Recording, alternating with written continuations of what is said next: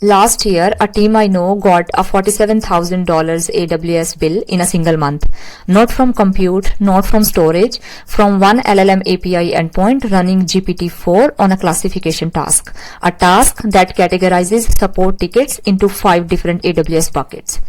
The same task a fine-tuned DistillBert would handle in 12-13 milliseconds for a fraction of a cent.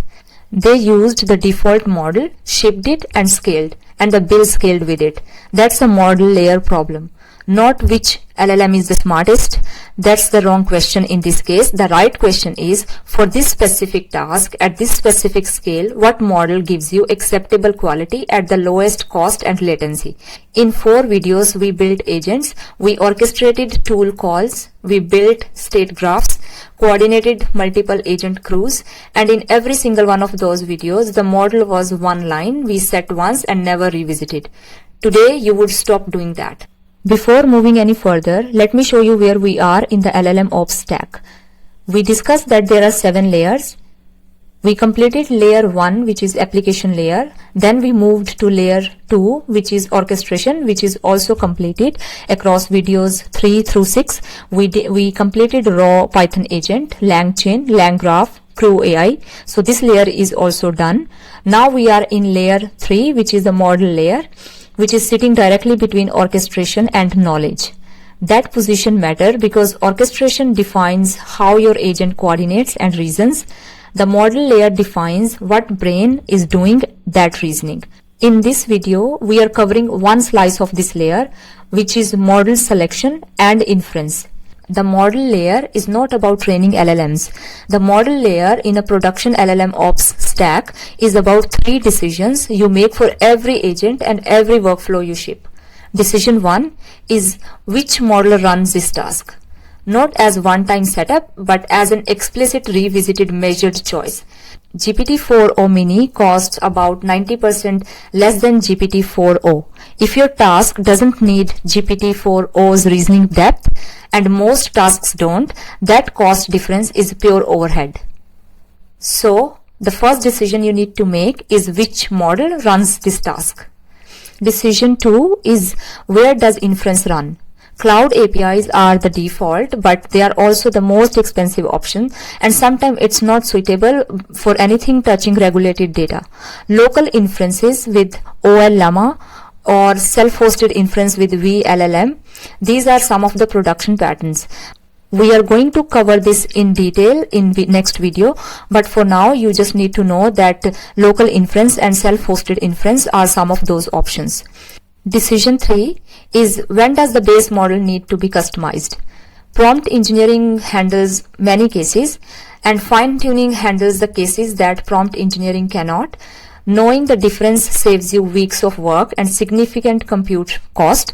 That's also coming in the upcoming video, but for now we just need to know that this is one of the main decision point, that when do you need to customize your base model. This video is covering decision 1 in full. By the end of this video, you will have 3 things. A 5-question framework for picking up the right model for any task, and a model factory pattern you can drop into any agent from this series, so you can switch providers with one environment variable. Most model comparison content focuses on benchmark scores. These are useful for researchers, but for engineers building production agents, they are almost useless because benchmarks test the model in isolation on standardized tasks, and your agent is not a standardized task. So 4 dimensions that actually matter in production are these. First one is output quality for your specific task. Does this model reliably produce valid tool calls? Does it follow multi-step instructions? Does it stay grounded in provided context? Task-specific questions. The only way to answer them is to run your task through the model and measure. The second dimension is latency. Every LLM call adds latency. A 4-step agent at 2 seconds per call is an 8-second user wait. Acceptable for background job, but it's not acceptable for a chatbot. So let's understand latency a bit more and how to calculate it. When you call an LLM API, 2 separate clocks are running. The first one starts the moment you send the request. It stops the moment the first token of the response appears. That's the time to first token, also known as TTFT. It's the pause the user feels before anything shows up on the screen. The second clock measures something different, which is once token starts arriving, how fast do they come? That's the time per output token. It's also known as TPOT. A model that produces 200 tokens per second feels like reading a fast typist. A model at 20 tokens per second feels like watching someone type slowly. So total latency is the sum of both TTFT plus however long it takes to generate the full response at that TPOT rate. Why does it matter for model selection? Because different providers optimize for different things. Grok's hardware gives you extremely low TTFT and very high TPOT, and the response starts fast and streams fast. GPT-4o has higher TTFT but very consistent output quality. For a user-facing chatbot, you care most about TTFT. Get that first token on screen as quickly as possible. But for a background agent processing a report, for example, TTFT barely matters and TPOT determines your overall throughput. The third dimension is cost. LLM APIs charge per token. Input tokens are what you send in. Output tokens are what the model sends back. Two separate rates billed separately for every single call. Here is what it looks like in practice. GPT-4o costs about $2.50 per million input tokens and about $10 per million output tokens. A typical agent that we run in this series about Tokyo population task uses roughly 500 input tokens and 150 output tokens. That's just one run. At GPT-4o pricing, that's about $0.003 per run, which is even less than a cent. It feels like nothing. Now multiply it. If your agent handles 10,000 runs per day, which is not unusual for a production support bot or for a document processing pipeline, that's $30 per day, which is $900 per month, $10,800 per year. It's just for one workflow, which is our Tokyo population task. Now let's switch to GPT-4o mini for the same task and calculate how much this will cost if we switch to a different model. So GPT-4o mini costs about 0.15 cents for input and $0.60 for output per million tokens. If we calculate same 10,000 runs per day, it will be $1.80 per day, which comes down to $54 per month and $648 per year. That's a 10,000 per year difference with one line of code. And this is where most teams leave money on the table, not because they made a wrong decision, but because they made no decision. They used whatever model they started with in development and shipped it and scaled. The rule I use that in development, use whatever model is most convenient. Before you ship to production, run the cost calculation at your expected daily volume, like 5 minutes of calculations. If the cheaper model passes your quality bar on your actual task, switch to that. One more thing worth noting is that output tokens cost more than input tokens, usually 3 to 4 times more. This means verbose models are expensive models. If your agent's final answer is 3 paragraphs, when 1 sentence would do, you are paying for every word. System prompt design, output format instructions directly affect your bill. The fourth dimension is data privacy. Data privacy in model selection is crucial. It's the question of where data physically goes when you make an API call. Every time your agent calls a cloud LLM, your input travels over the internet to the provider's servers, gets processed there, and a response comes back. The provider has a data retention policy. They may log requests for abuse monitoring. They may also use inputs to improve their models depending on the tier and agreement. The details may vary by provider or by contract, but for most use cases, it's completely fine if your agent is summarizing public news articles or general questions. But as soon as your agent touches PII, email addresses, phone numbers, you need to ask the question before you ship, not after. So what could be the fix? The fix is local inference. If the data can't leave your infrastructure, run the model inside your infrastructure. OLLM for development and small scale use. VLLM for production grade self-hosted inference. Let me give you a decision framework. Benchmarks tell you which model is smartest in general, but this framework tells you which model is right for your specific task at your specific scale with your specific constraints. These are 5 questions that tell you which model to use for any agent task. You need to answer them in order to be able to see which one suits the best for you. Question 1. Does the data leave your infrastructure? If the agent touches PII, medical records, or legal documents, or financial data that isn't public, answer this question before any other. Cloud APIs send your payload to third-party servers. If that's a compliance problem, then the local inference is the requirement. We will be covering local inference in full in the next video, but for now you need to make sure that if your agent touches any PII, you need to set up a local inference endpoint. Question 2. What does a wrong answer actually cost? If your agent misclassifies a support ticket, a human reviews it and corrects it. It's a low risk issue. Use the cheapest model that passes a basic quality bar. If your agent misreads a contract clause and a lawyer relies on it, that's a different risk profile entirely. You need the most reliable model you can get, and you need evaluation running in production to catch the drift. Then don't optimize for cost here until you establish a quality baseline.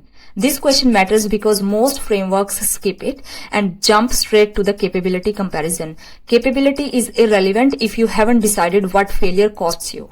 Question 3. What is your latency contract with the user? User-facing synchronous applications expects a response in the same interaction. Then you have a hard latency budget, probably under 3 seconds for the full agent run. Work backwards from that number. If your agent takes 4 steps, each LLM call needs to stay under 500 milliseconds to meet the 3-second requirement. Then Grok is the only realistic cloud option in this case. GPT-4o won't hit that consistently. Background jobs, asynchronous tasks, and the tasks where we deliver the response later, latency is a throughput, not response time. You care about how many runs per hour, not about how fast each one fails. So this is a different optimization entirely. So you need to answer this question before you select a model, that what is your latency contract, whether it's a user-facing synchronous application. Question 4. What is the actual complexity of the reasoning? Most agents are not doing complex reasoning. They are doing retrieval, classification, extraction, or summarization tasks that are well within GPT-4 Mini's capability at a fraction of the cost. The cases that genuinely need GPT-4o are multi-step reasoning chains, where each step depends upon the previous one, or ambiguous instructions that require inference about intent, and tasks where the model needs to catch its own errors in the mid-run. If you are not sure which category your task falls into, that's a signal that you haven't defined your task precisely enough. So first you define your task and answer this question before selecting a model for your job. Question 5. What does this cost at production volume? Take your expected daily run count, multiply by your average token usage per run. Run the numbers for different models, for example, GPT-4o, GPT-4o Mini. If the difference is under $50 per month, don't optimize for cost yet, optimize for quality. If the difference is over $500 per month, cost is now a first-class engineering concern in this case. The calculation takes about 5 minutes if you calculate the tokens in, tokens out. Do it before you ship, not after your first billing cycle, because once you ship to production, it becomes harder to measure and harder to make changes. After answering these 5 questions, once you have a candidate model, here is the minimum viable test before you put it in production. Run your actual task, your real task, about 20 times through the candidate model. Measure 3 things. Did it call the right tools? Did the final answer match what you expected? Did it stay within the limit of your latency budget? If it passes, ship it. If it fails on any of these three, you either need a different model or a better prompt. Then you have to fix your prompt first and then switch the model, because the switching model is not a substitute for fixing a bad prompt. Now this is the framework: 5 questions to find the candidate, about 10 to 20 runs to confirm whether this is the right model for your use case or not. The framework just gave you a candidate model. But before you swap this in production, there are 3 things to check. The first one is tool calling format. Different models implement tool calling differently under the hood. We hit this directly in our LangChain video, where Llama 3.3 on Grok was producing malformed function tags instead of clean JSON tool calls. The fix is to run your full tool call sequence through the new model before you ship. You should test every tool and every edge case. Don't assume that because it works with GPT-4o, it will work with anything else too. Next one is prompt sensitivity. GPT-4o is forgiving. You can write a slightly ambiguous system prompt and it will infer what you mean. But smaller models are not forgiving. They do exactly what you say. And if what you say is slightly unclear, they miss it entirely. When you switch models, your system prompt is no longer validated. What was implicit with GPT-4o needs to be explicit with the smaller models. Instruction order matters more. Constraint language needs to be tighter. Concretely, if your system prompt says only use a retrieval tool for internal questions, and GPT-4o understood that correctly, don't assume GPT-4o mini reads the same intent. You need to test it and rewrite if needed. The third one is output format consistency.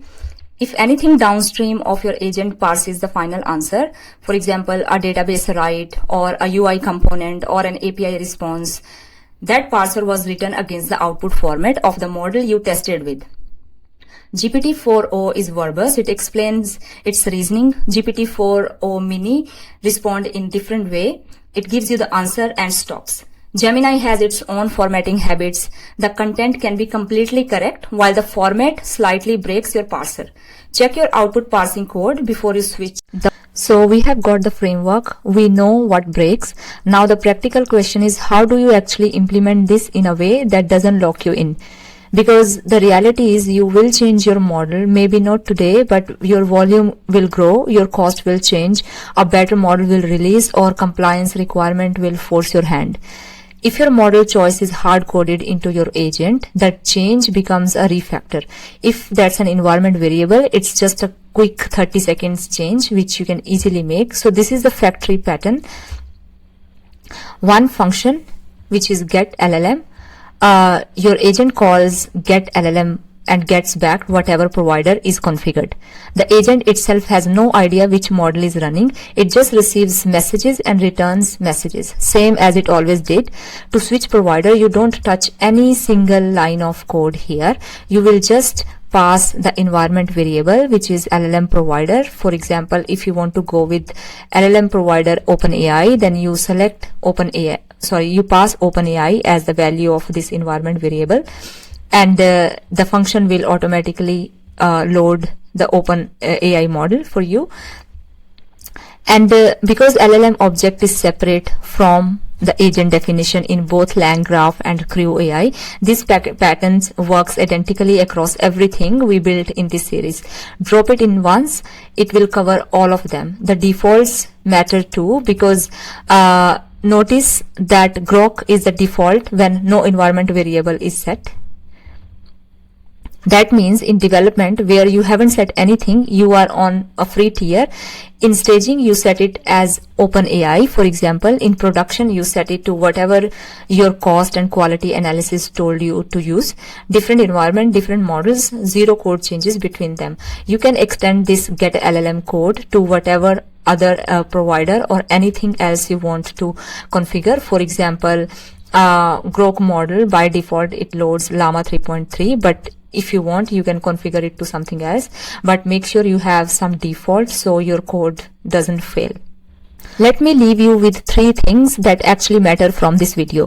First is the model selection is an engineering decision with a cost, a latency consequence, and a compliance dimension. The framework gives you a way to make it in the right order, which is privacy first, then what failure costs you, then you decide latency, then you decide complexity, then volume. These are 5 questions. Then you run the model, the candidate model, with about 20 test runs, and then you will ship with confidence. Second is switching models will break things. We have covered tool call formats, prompt sensitivity, and output consistency. So you spend 30 minutes of testing before every switch catches all 3. The third one is that your model choice should never be coupled with your agent architecture. The factory pattern that we discuss decouples them permanently. One environment variable and your orchestration layer stays untouched regardless of what happens in the model layer below it. Next video will take the LangGraph agent off the cloud entirely, and we set up local inference with Ollama. No API key, no data leaving your machine, and now I'll show you exactly where the quality trade-off appears so you can make the call with real numbers rather than assumptions.